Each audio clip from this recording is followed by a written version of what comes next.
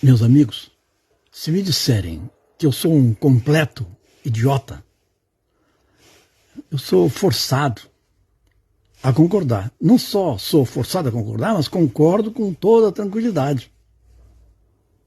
Eu tenho um texto intitulado, que é um texto dos mais conhecidos meus, inclusive, titulado Um Elogio aos Idiotas. E se eu fosse acusado de ter feito esse texto como um artigo autobiográfico, eu concordaria. Eu sou um idiota, elogiando a mim mesmo, de uma certa maneira. Sou idiota. E se me dissessem que eu sou um sábio, aí sim, aí eu teria que ser forçado a concordar com um reparo. Eu não sou sábio, mas eu tenho sabedoria em mim, como qualquer outro ser humano. Então, o ser humano é um paradoxo, porque ele é um idiota que tem um sábio em si, ou ele é um sábio que não sabe da sua sabedoria e funciona como se fosse um idiota. Ou seja, entre o sábio e o idiota, todos nós oscilamos para lá e para cá conforme o momento da nossa vida. Fazemos o papel de idiota, fazemos o papel de sábio, temos um sábio e um idiota em duelo, em luta permanente dentro de nós. Agora, o que caracteriza o idiota em nós no momento que nós decidimos trilhar o caminho espiritual? É que o idiota pensa que já sabe das coisas. O idiota é o dono das mais brilhantes opiniões. O idiota pensa que sabe. E o sábio sabe que não sabe. Sócrates, no seu tempo, o maior sábio da Grécia, até hoje pode ser considerado, talvez, o maior sábio da Grécia, no sentido de que era o mestre de Platão. E Sócrates resume a sua sabedoria em dizer: só sei que nada sei. E os outros sábios da Grécia, que nada sabem, pensam que sabem. Essa é a diferença entre eu e eles, disse Sócrates. Então, faz sentido que a pessoa que, mesmo sem ser sábio, tem um pouquinho de aprendizagem espiritual, ela reconheça a sua idiotice, a sua ignorância, como Sócrates fez. Enquanto que o verdadeiro idiota, o verdadeiro ignorante, acha que sabe tudo, é um verdadeiro sabe-tudo.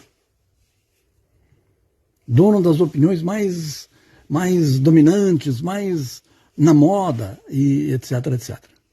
É capaz de dar um discurso de 5 horas com os mais elegantes conceitos pseudo-filosóficos sobre qualquer coisa em que ele possa se afirmar como personalidade.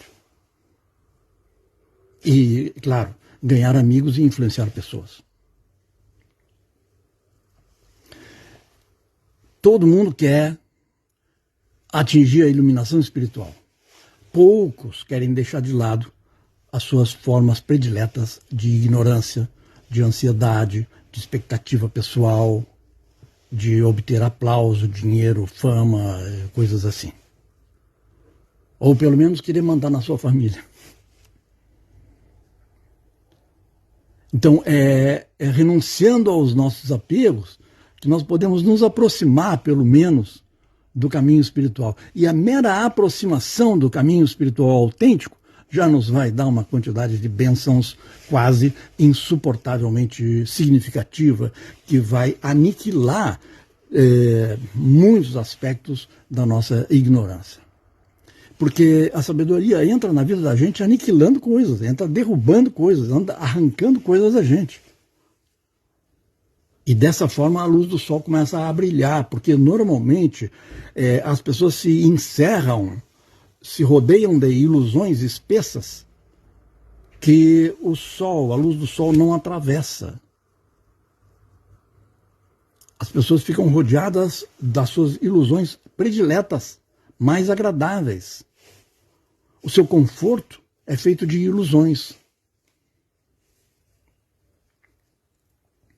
Então, muitas vezes é a dor, até o desespero, ou o tédio, ou a raiva, coisas destrutivas que vão desfazer a casca do ovo, que vão desfazer aquilo que impede a vida de vir até a luz do sol e ser devidamente iluminada. O egoísmo, que é outra forma da palavra ignorância, outra forma de dizer ignorância, o egoísmo nos sufoca quando nós olhamos para nós próprios do ponto de vista do eu superior. Então é preciso que haja a morte do egoísmo em nós para que nós possamos realmente nascer. E esse é o aspecto essencial do caminho iniciático. É morrer como casca para viver como alma. Como nós temos muitos níveis de casca e muitos níveis de alma, é preciso estar morrendo várias vezes ao longo de uma mesma encarnação e também morrer em diversas encarnações para ir renascendo cada vez para um nível um pouco mais elevado de sabedoria e um nível um pouco mais flexível de ignorância. Um pouco mais diáfano, um pouco mais transparente de ignorância, que permite que a luz atravesse a ignorância e chegue até a nossa percepção consciente das coisas.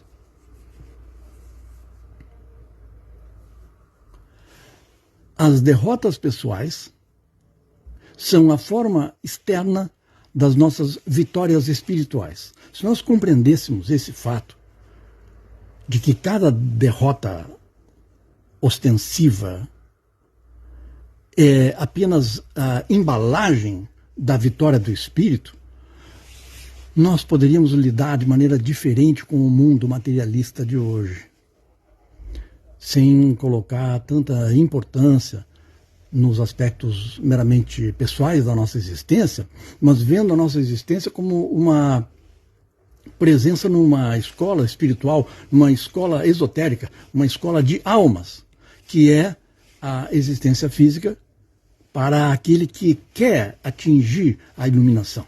Não é a iluminação como um evento que acontece só com pessoas muito importantes, isso é tudo baboseira. A iluminação é o esclarecimento. Tá? Então, o que o teosofista quer, o que o cristão místico deseja, o que o devoto de qualquer religião séria ambiciona é o seu esclarecimento, deixando de lado palavras importantes como iluminação, santidade, etc. O que ele deseja é o esclarecimento, ou seja, ele busca uma coisa chamada verdade. E a verdade não vem da maneira que nós esperamos que ela venha. Se eu sou cristão, a verdade não vai vir necessariamente na forma de um Jesus sorridente que diz para mim, entre uma nuvem e outra: meu filho, és muito abençoado, és de uma sabedoria extrema, és de uma santidade que eu nunca vi nos meus discípulos, és genial. Não. A verdade vai vir para o cristão de maneiras decepcionantemente incômodas. A verdade vai vir para o teosofista não na forma de um grande mestre de sabedoria, dizendo: olha, ontem estava conversando, tomando um cafezinho com o Maha Chohan, e o Maha Chohan me disse que você, meu discípulo dileto, está merecendo já a 4ª grande iniciação, é uma coisa sensacional. Não vai vir com nada desse tipo de baboseira. A verdade vai vir para o teosofista através do sofrimento, através de situações incômodas, através de decepções para o eu inferior. E a vitória espiritual, ela não faz barulho, ela é dificilmente percebida até por quem vence. É a derrota, a decepção, a frustração que fazem barulho. Então, gradualmente, a gente tem que se desfazer dos barulhos da vida, tanto fisicamente, como emocionalmente, quanto mentalmente, se desfazer das coisas espetaculares da vida, dramáticas, abrir mão dos dramalhões da vida, para poder perceber aquele caminhar sutil, aquele avanço que parece ser nada. Um dos clássicos de teosofia diz que o caminhante deve procurar aquele poder que parece nada aos olhos dos outros. Mas não é só o poder que parece nada. O próprio caminhante tem que parecer nada aos olhos dos outros.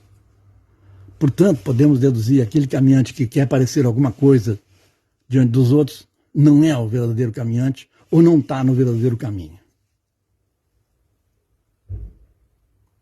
Então, o nada é o portal para a plenitude. A arte de conviver com o nada, com aquilo que não tem importância alguma, com o óbvio, a que ninguém vê como algo significativo, essa arte de conviver com o silêncio e o nada é a arte de encontrar aquilo que está além dos 5 sentidos, além da memória pessoal e além das expectativas pessoais. É no vazio do mistério que está a sabedoria. A sabedoria não faz barulho. Ela não dá coletiva de imprensa, ela não chama atenção e não ganha aplauso. Até com alguma frequência, a sabedoria é apedrejada. Vejam como terminou a vida de Jesus na narrativa simbólica do Novo Testamento. Vejam como terminou a vida de Helena Blavatsky. Vejam como terminou a vida de São Francisco de Assis, na lenda correspondente, e a vida da maior parte dos santos cristãos. Uma vida de extrema dureza que terminou em circunstâncias extremamente duras. Essa é a regra para quem busca a verdade. E não quer dizer que a pessoa seja masoquista, gosta de sofrer. Não, não.